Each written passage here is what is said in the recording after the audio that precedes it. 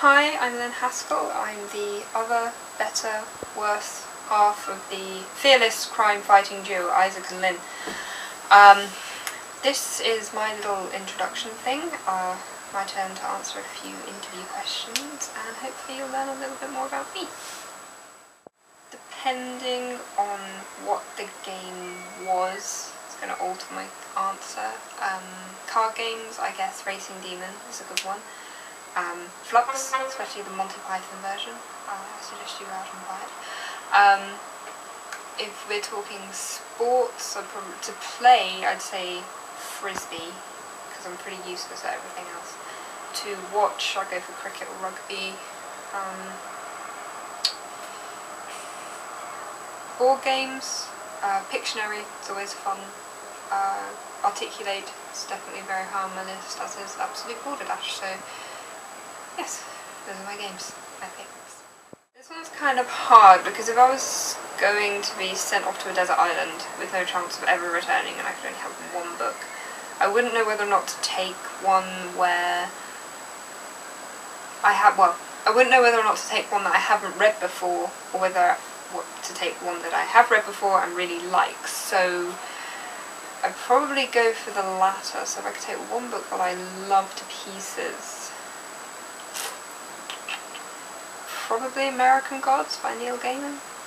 It's a book that's got a good plot, strong characters, gets me thinking, so I guess if I'm not reading it I can think about it, which would help pass the time when I'm not eating coconuts or fishing or whatever I'm going to be doing on this island. So yeah, American Gods, Neil Gaiman. My side of the story, pretty much the same as Isaac's side. Met in 2007, which was my first year of university. 2008, yes, that one. My first year of university, when he was visiting my friend Nikki, and don't really remember much, if I'm going to be honest. I couldn't really even remember the conversations we had, so yeah, he went away. And I pretty much forgot about him until we started talking online. I got hold of his email address, built up quite a bit of chemistry there, and yeah, we hit it off, and yeah, it's just been great ever since. And now we've been together for about 10 months, and it's been pretty fantastic, and hopefully it will continue that way. Well, if you are going according to my iTunes, the song I've listened to the most with about 80 plays is Cemetery by Architecture in Helsinki.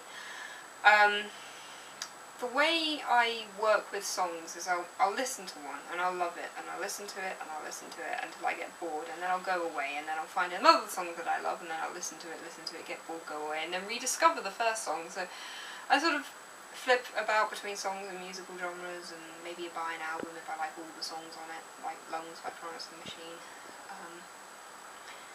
So yeah, obviously you could go buy my iTunes, but you know, I haven't listened to that song for ages now, so I don't know why it hasn't been replaced yet by some other equally sort of lauded song within my collection. So yeah, Cemetery, Architecture in Helsinki. Ever since I was little and we got hold of this holiday brochure this one time in my family, I've been obsessed with wanting to go to Borneo for some bizarre reason. Maybe because it said something about rainforest or tropical or whatnot, but I've never been to that sort of climate before, so I'd really like to do something sort of kind of rainforesty, kind of Indonesia-y, and who knows, when I'm there maybe I could go around that area of the globe, explore it a bit more.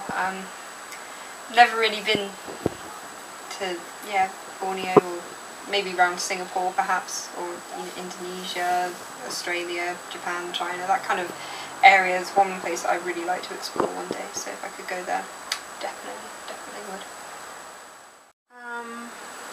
5 Years Time is a very good song by Noah and the Whale, which you should go listen to.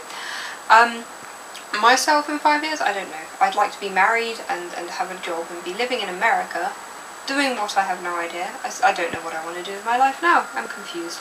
5 years time, no children. I'd be, what, 26? It's a little young for kids. Maybe planning. Do you plan a child? Like, you plan how to decorate a room? Yes, I want this one in pink. And a blue ceiling, please. I don't know, maybe I'll be doing the exact same thing. Maybe I'll be sitting on a bed on 1st of August in 5 years' time, which would be 2015, which is when my passport expires. And yeah, blathering on about what I hope to be doing within the next 5 years, when I'm 31. I think that's, yes, it's correct maths. I can't do maths very well. So, I don't know. I couldn't tell you. But, married and a job, please, would be very nice. I wouldn't really say worse so much as hideously bad. Where the Wild Things Are was a book that I grew up with as a child and loved, and also got to study when I came to university and did a law and literature module. Yes.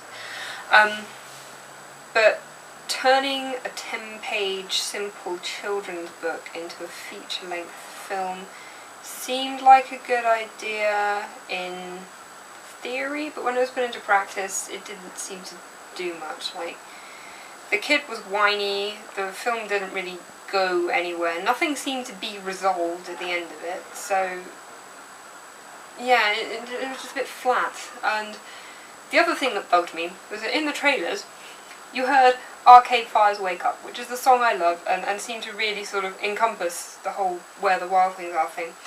Sat in the cinema, I didn't hear it a single time. Okay, Karen and the Kids soundtrack to it was quite good, but I still was expecting to have this Arcade Fire song appear at some point as a sort of nice climactic sound fest of joyousness. I don't really know what I'm saying, I'm just blathering now. But that never happened, so that let me down a bit. Yeah, so I'd probably say, not the worst movie, but definitely a bad one is Where the Wild Things Are. I will work, I hope, and save money and get a job and start paying off these annoying student debts that I've incurred.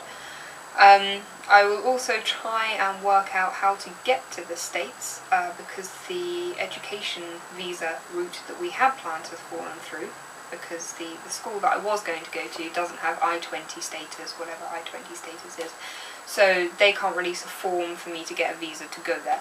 So hopefully I'll find a nice work sponsor in or around Oklahoma City who will like to sponsor me for a work visa, so I can come out and work there, which would be absolutely grand.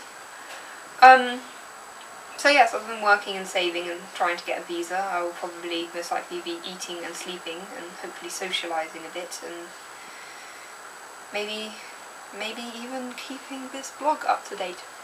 Fingers crossed.